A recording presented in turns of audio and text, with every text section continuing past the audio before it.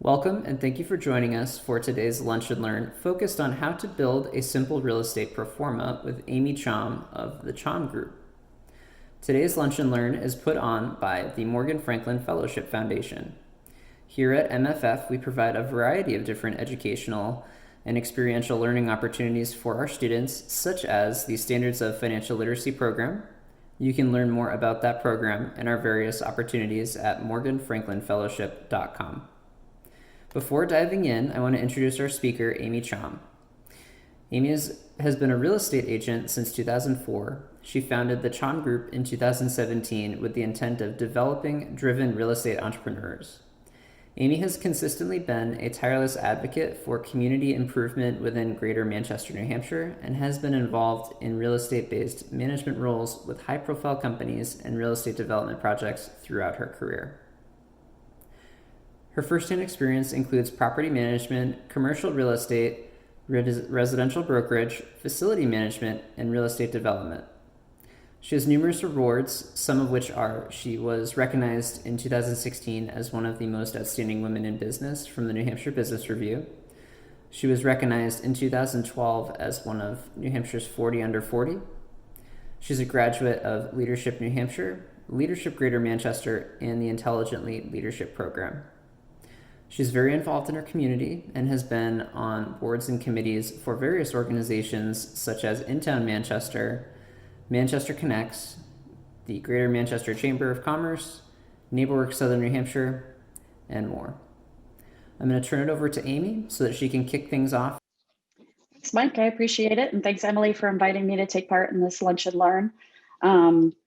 A little bit about me that Mike hasn't already touched on is that I went to art school. I was going to be a fine artist painter, and I stumbled into the career of real estate in 2002 by applying for a property management job.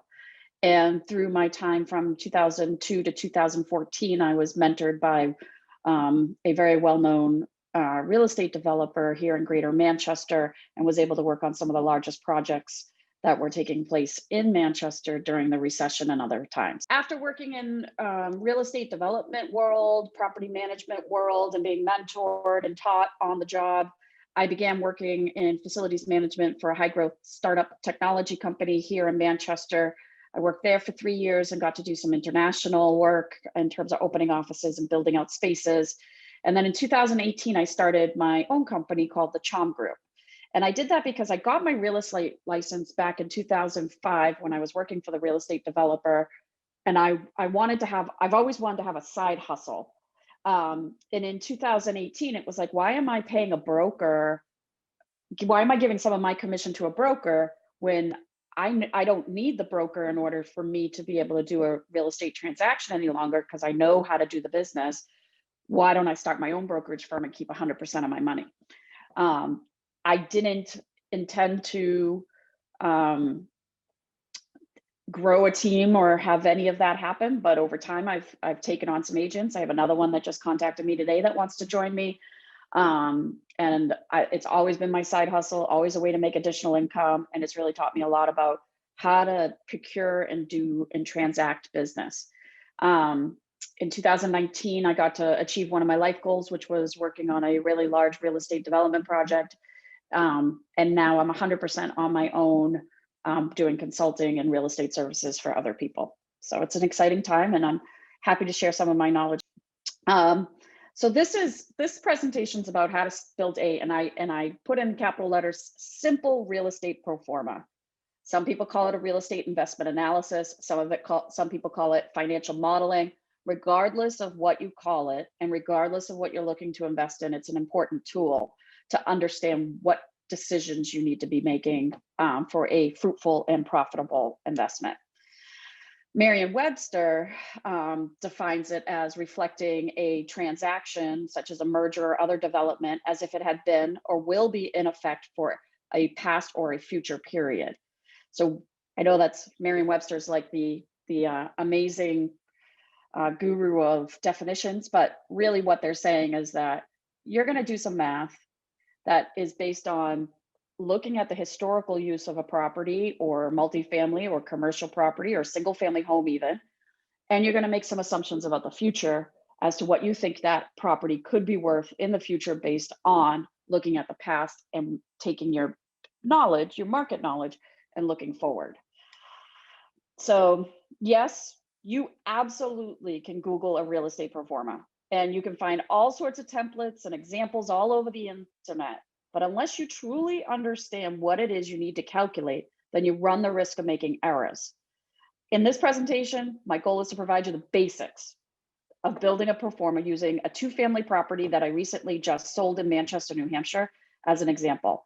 It was owned by one of the Morgan Franklin Fellowship fellows who I got to know over some time, and it was a great experience working with them and seeing how they empowered their financial future by buying a multifamily and then moving on to another multifamily.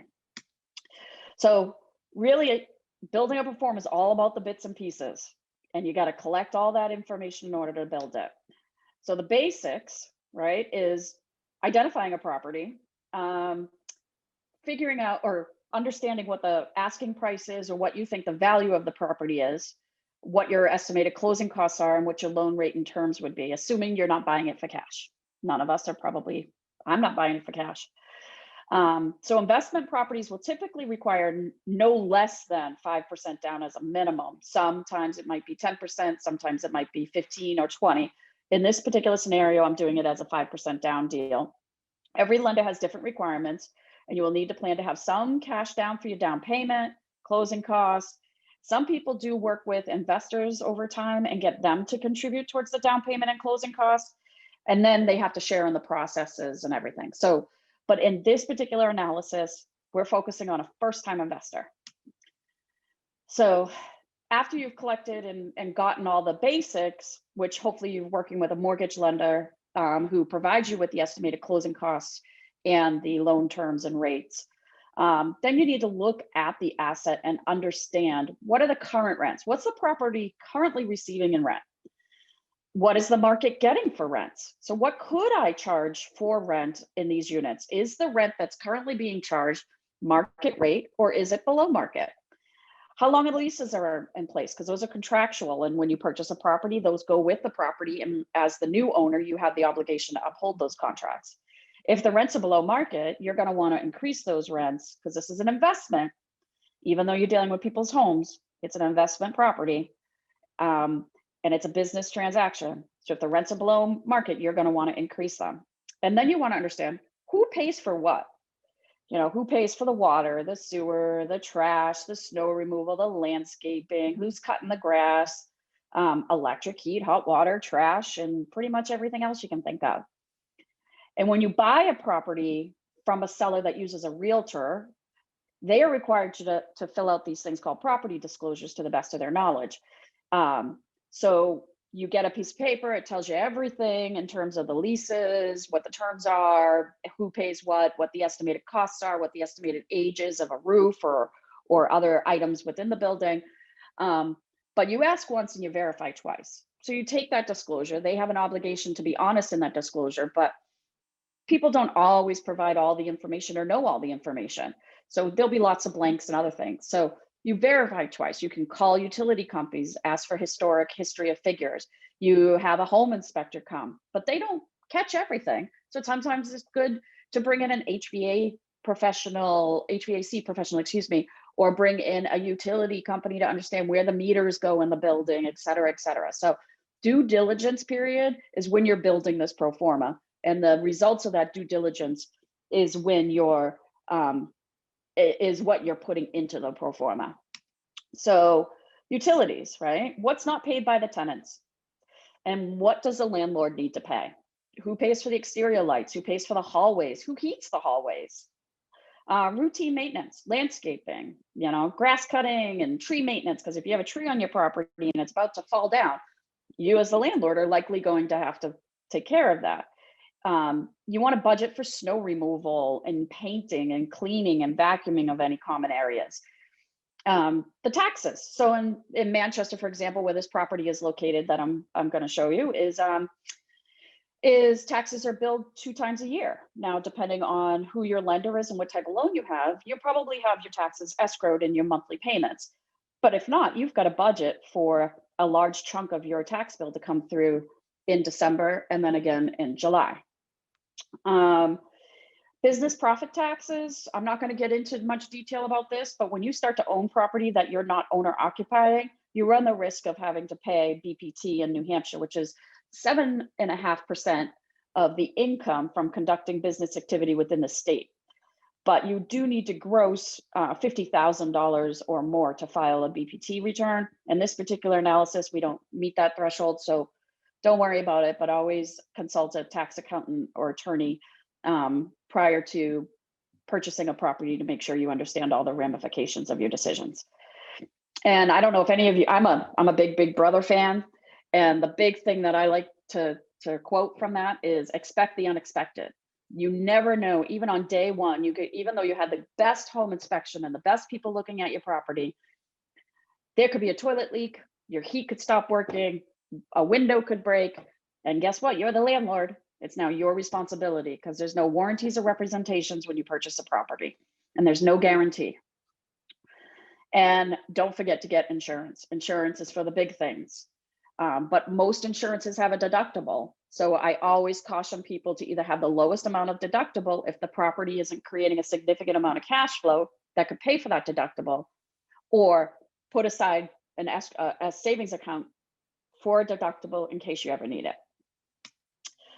And here's the big stuff, right? When you're looking at an investment property or an investment in general, what's the remaining effective life of the major components of the house or the property? A home inspector can tell you, the disclosures can tell you when the property had the roof installed, but again, it's about trust, but always verify. There are reports that are offered by like New Hampshire home builders that give you a study of life expectancy of home components, but everything in a property has a lifespan, and it all depends on the make, the model, and the material. So for example, roofs can last 20 years to 50 years, furnaces 15 to 20 years, appliances 13 to 15 years, garage door openers, nobody ever thinks about a garage door opener, probably 10 to 15 years. So always happy to share the reports that I reference. It's the National Home Builders Association, but it's important when you're looking at a property to understand what am I going to potentially have to fix in 5 to 10, 15 to 20 years. So now it's time to do the math. And Excel, I can tell you, is your best friend. So this is the example property. It's a 2-family property in Manchester, 2-bedroom, 1-bath units on each floor. All of the bathrooms have been renovated, which is a bonus. There's new roof, there's new siding, and new decks. Love it already. There's an oversized garage, which has 2 cars plus storage. There was a shed on the property. There's separately metered electric for each unit. But the negative is that there's only 1 boiler. So heat and hot water, there's 1 furnace. There's no way to bill heat and hot water between the 2 units unless you get creative. There is a partially finished basement, which is like bonus space. And it's on public utilities, which is always a bonus as well. So we start to look at building the pro forma. So what are you willing to offer the seller on a property, or what are they asking for the property? And so that's where you punch in the purchase price of the property, and you start to look at that. And based on when you run your numbers, you might want to change that value and might say, well, they want $325,000, but I can't even get it to cash flow at $325,000. So to me, this property is only worth X amount of dollars because I want to make a specific return on a monthly basis on the property. Contact a lender, get some estimated closing costs. I'll show you on the next slide what those closing costs could look like, and your loan rate and terms. In this particular analysis, I'm assuming a 4% 30-year loan, amortized, normal conventional loan, but rates change every day, and talk to a lender. They'll run you the numbers for you pretty quickly because they want to make the deal work for them. But Excel and other programs can calculate for you automatically the principal and interest payments if you understand the formulas. So there's always a help section in Excel and in Google Sheets, which is what I mostly use, but it's as simple as calculating the payment equals interest rate divided by 12, the number of months you will have the loan, example, 30 years times 12 is 360, and the mortgage amount as a negative number, and voila, you'll have what your payment is on a monthly basis based on those variables. So what you're seeing here is a Google Drive, a Google Sheet that calculates it all out for me. the total down payment, 5% of the purchase price of 325 in this particular scenario is $16,250. We also call that equity. But our closing costs, and I'm not a lender, I just play one on TV is what I joke about, but appraisals can vary between $500 and $1,000. You usually pay that during the due diligence period before closing, and it depends on the size of the property. You have to get a credit report because a mortgage lender wants to make sure you're credit worthy. A loan origination fee, I used half a percentage point for this analysis, but it can be up to 1 point or 1% of the loan amount. Closing fees, because you have to have a title company come and handle the closing. Title insurance, that's typically about 0.0054 of the loan amount. That's optional typically. Recording fees, because you got to record the documents at New Hampshire deeds. And transfer tax, there's no getting out of that one. Transfer tax in the state of New Hampshire is $15 per thousand, split 50-50 between the buyer and the seller. But in other states and towns, you could have a different valuation or a different methodology in Massachusetts, et cetera. It's based on percentages and stuff. It's complex. And then typically your lender's going to want you to escrow your taxes and your insurance. So those are typically 1 year's worth of insurance prepaid, and taxes are typically 6 months worth of taxes, because they want to create a bank account for you that they're going to pay your taxes for you biannually if you're in the Manchester, and that it's like they're taking care of that for you, but they want you to fill the bank account up ahead of time, so you'll always have more money than you need in that account, but it's your money. So when you sell the property, any excess money comes back to you. So as you can see in this scenario, the total cost or money I need to have in hand to be able to purchase this property is about $30,000. It's not chump change, but I'll show you how that $30,000 can become over $500,000 by the end of this pro forma. I always recommend to also have about 3 months worth of expenses saved up, so that if the property ends up being vacant for a period of time, you have the money to still pay the rent and the mortgage, pay the mortgage and the maintenance and the expenses on the property. So I would urge, if I was purchasing this property, to probably have about $36,000 set aside. Now, here's the facts, right? This is the income on the property. So I'm looking at this property. This is how it's currently set up. The first floor unit was owner occupied. The second unit is paying $1,200 a month, heat and hot water included. The second unit does not have access to the garages, but does have a shed that they get to use. And there's a washer dryer in the basement for the second unit to be able to use. But the owners have their own washer dryer and their own space, and they utilize the basement, the finished space in the basement. So I'm looking at it and I'm like, well, those rents are really low. That's tough, right? But because it was an owner occupied property, it actually, what happened is they were able to buy a property and have the upstairs tenant contribute towards their mortgage and their operating costs, so that their annual cost of living in the property was much less than if they had just a single family home. So I looked at that stuff, but I also looked at the fact that the house, new roof, new siding, new deck. And then I take a look at the expenses, right? And I'm doing it based on talking to the owner. I'm doing it based on getting the disclosures and calling the oil company and calling all these places to try and verify. So you can see these expenses, including the insurance and the real estate taxes, as well as the mortgage, are costing me about $30,000 a year in order to own this property and just physically control this property. So like, wait a minute. So my total income on the property is $14,000. My total expense on the property is $30,000. So I'm going to lose $15,000 a year. Why would I buy this property? Right? Well, for the previous owners who lived there, they're all in living expenses, heat, hot water, mortgage, everything was about $1,300 a month. So for them, that was great. And they had a garage and they had a ton of space. But I'm buying this as an investment property and I want to make money. I want to create financial stability for myself. So for them, it was great because they bought the property only 4 or 5 years ago. The property value increased significantly. They bought it for less than $200,000. They sold it for more than $300,000.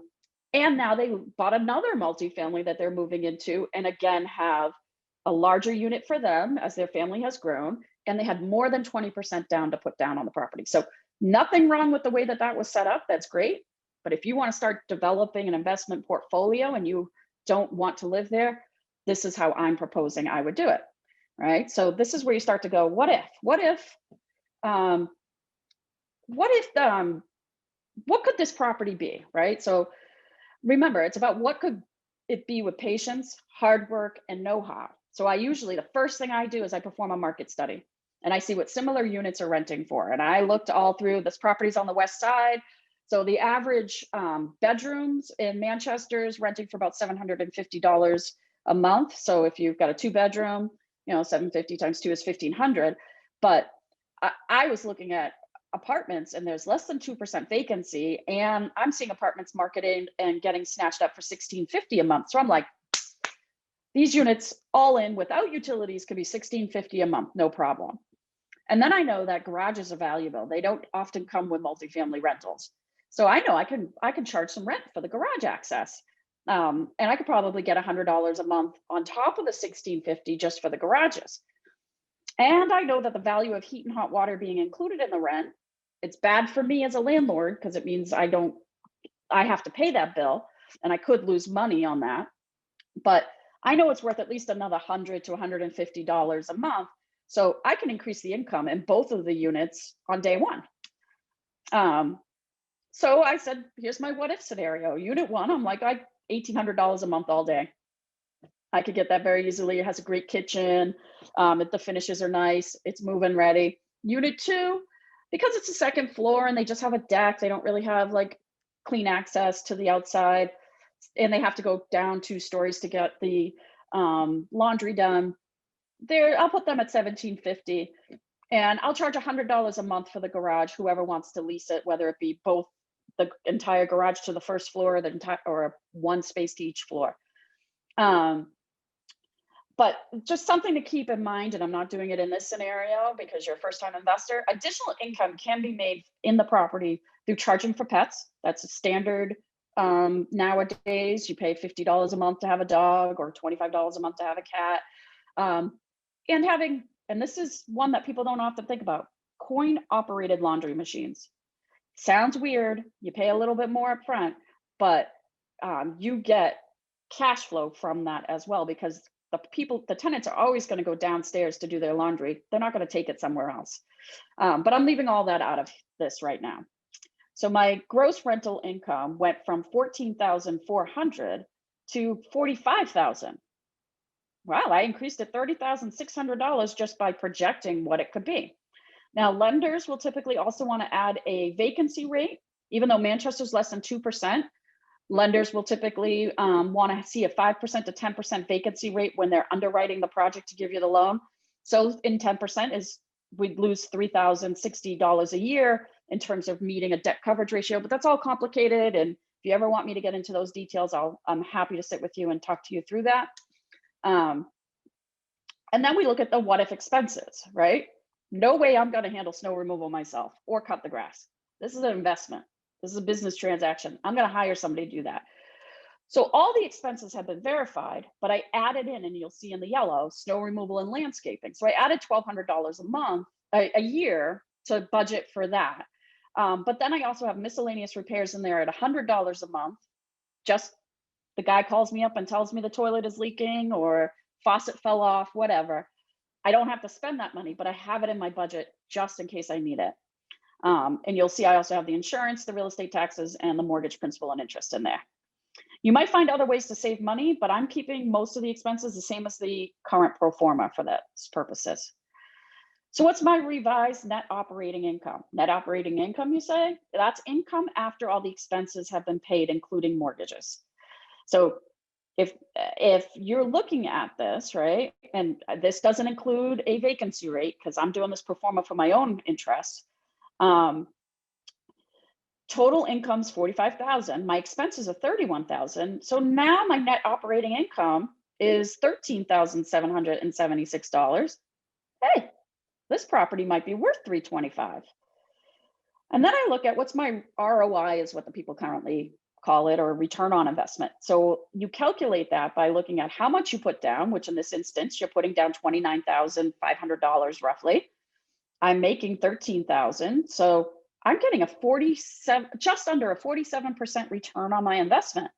I can't get that in a stock market often, unless I'm magical, and I can't get that in a bank anywhere. So I'm making that in the first year. That's crazy.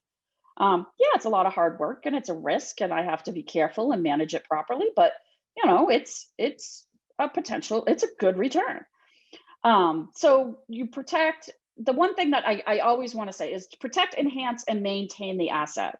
When you buy a real estate property, it's not a set and forget it type of investment. You have to be diligent. You have to be there. You have to visit your tenants.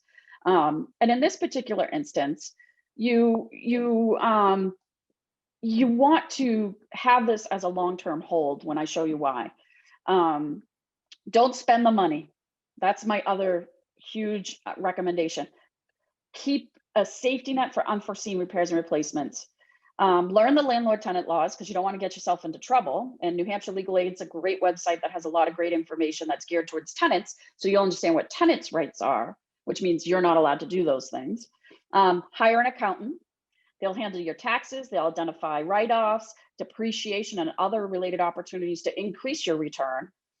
And a big one I like to say is pay down the principal, or plan to refinance to a shorter loan term in the future. The sooner you get that loan paid off, the more money you'll start to make in the future, which is what this is all about. And redeploy the equity. So if you do refinance, let's say in 5 years, you want to pull the equity out, redeploy it into another property. And be sure to keep in mind that vacancies happen.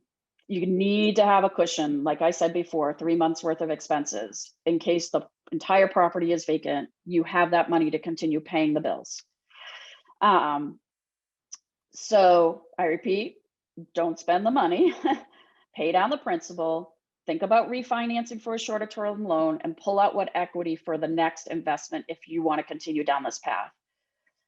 Now listen carefully, because this is the good stuff, right? Because you're like, why can't I spend any of the money? Why can't I enjoy it? I'm buying this because I want more money.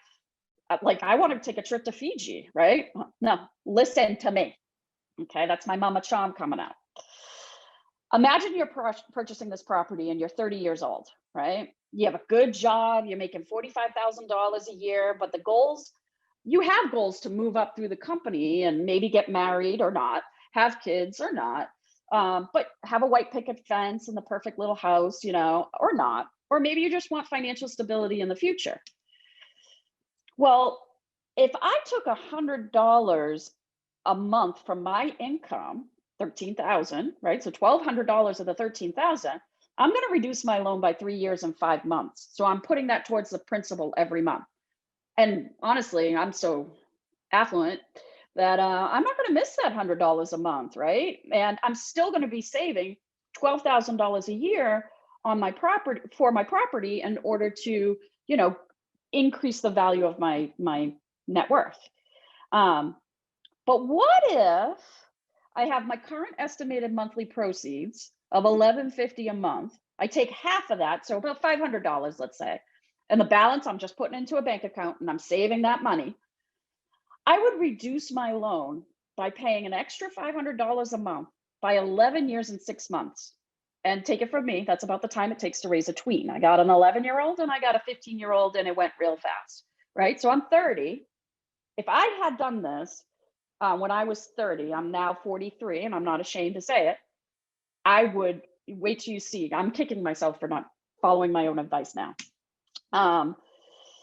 Assuming nothing changes with the variables, right? The income or the expenses. We all know things go up and costs go up and everything, but let's just pretend we're flatlining all the way across for the next 18 and a half years of my loan term, right? I'm going to be 48 years old when this is paid off. So in 5 years, if I had done this when I was 30, I'd be paid off. I would have a cash flowing property with no debt. I could supplement my income. So hopefully, right, I was making $45,000 a year when I was 30. Maybe I moved up through the company, right? And now I'm making $70,000, but I'm working for a jerk of a boss or something like that, right? But I'm making 70K, so I'm happy. And if I followed my advice, I would have over $100,000 in the bank account, right? And I'd be making an additional $30,000 a year, because I have no mortgage on the property. So I'm now making six figures, right? And all that money that I saved over those 18 and a half years is in a bank account just sitting there waiting for me. And it could be in a money market, it could be in an IRA, a retirement account, wherever, just as long as you saved it. And the other thing about paying that extra $500 a month, I just saved $90,000 in interest by paying off the loan early. That's not chump change, right? So again, like I said before, let's be honest, rents will increase and you'll be making more money. And now you have an asset that's worth more likely. So you can increase your net worth significantly, and you can use the equity to buy other properties in a short amount of time. So we like to look at this as a cash flow projection. This is a very simple, and I won't get into a huge detail about what it takes to create a cash flow projection, but I wanted to show you how you start with a pro forma, which currently just gives you a what could the property be? And then once you've developed what that property could be, you start to develop a cash flow projection. It can be 1 year, 5 years, 15 years, 20 years. So you can understand when you might have large expenses. And in this particular scenario, I'm doing a 5-year cash flow projection. I'm assuming a 10% vacancy rate. So you can see that that's deducted in the second line. I'm assuming every year the rent goes up 3% because nobody keeps their rent the same for 5 years. I'm assuming that the expenses are increasing too, because cost of fuel or other things increase, or I've got to do maintenance or other things, or taxes go up. So 1.5%, right? I'm putting in that extra payment towards principal, that $6,000 a year to pay down the principal, so I get my loan paid off in 18 and a half years. And oh my God, I bought the property. The boiler was 15 years old. And if I buy this property, the boiler is 15 years old. I should assume that in year 5, I'm likely going to have to replace it. So I put that negative 5,000 in year 5, right? So now I have a new NOI, and I'm like, or operating income. So that's before taxes and depreciation, which is a whole nother presentation. So yeah, I'm not making a ton of money every year, but I'm building an account balance. So my balance in my bank account goes from 3,000 to 7,300 to 12,000 to 17,000 to 19,000. So I have $20,000 after 5 years. But not only that, I've paid down the principal. So I now have $62,600 in equity at the end of year 5. That's money I could legitimately tap into, because I'm now over 20% of equity in the property, including the original $16,000 I put down, plus I got $20,000 in cash on hand, right? So I now have another $30,000. Let's say if I wanted to pull out, refinance, keep the 80% loan to value ratio, I now potentially have another $30,000 that I could potentially buy another property with. And the best part is, like I said, always prepare for the unexpected. But at the end of the year 5, I now have 20% equity, and I have so much I can do with that. Well, why would I want to refinance, or why would I want to pay off the loan? But why buy real estate, I guess, is the main answer to this question. The value of the property is going to increase over time. So if you bought the asset today for $325,000, let's assume in 18 years it's worth $425,000, right? It could be more. And over the 18 and a half years you saved, hopefully, because you followed my advice, you did not go to Fiji, another $100,000. So that's $525,000, right?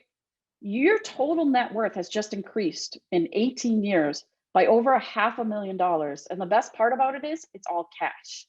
You actually can access it. 401ks and other things you can't access without penalties. This you could access. You could borrow against this to buy other properties, or you could just take the money and that's what you're buying vacations. But let's be honest, rents increase. You'll be making more money in 18 years. And now you have an asset that's likely worth even more, and you increase your net worth in such a short amount of time. And For those of you that are young and feel like 18 to 20 years is a long time away, I guarantee you, take it from me, it's not. But here's the real goals. It puts you in control of your financial security and your future. You're not relying on employers to move you up through a company. If you decide to raise a family, I know someone personally who did this. They paid off that mortgage in 15 years and they used it to pay for their kids' college education. 100%, no debt. Or, which is my life goal, you can retire early. So in summary, a pro forma is gross rental income, the potential of what you could charge based on market information, less a vacancy rate, because that's what lenders require, so you should require it, equals the total income on the property. Then you take out the expenses, you take out the mortgage, that equals net operating income, which is also called cash flow. And there's even more savings and other things you can get, including depreciation and income tax savings, but that requires an accountant in order to help you with those aspects, because that's still kind of above my mindset right now. So this is a pro forma, not a tax class. So that hopefully is enough information. I'm available for any questions anyone might have. Thank you for joining us for our recent presentation focused on how to build a simple real estate pro forma, presented by Amy Chom of the Chom Group and sponsored by the Morgan Franklin Fellowship Foundation. We hope you enjoyed the presentation. You can learn more about Amy Chom and the Chom Group by visiting their website at chomgroup.com. You can learn more about the Morgan Franklin Fellowship Foundation, our flagship program, The Standards of Financial Literacy, our blog, and our upcoming events at our website, which is morganfranklinfellowship.com. Thanks again for tuning in.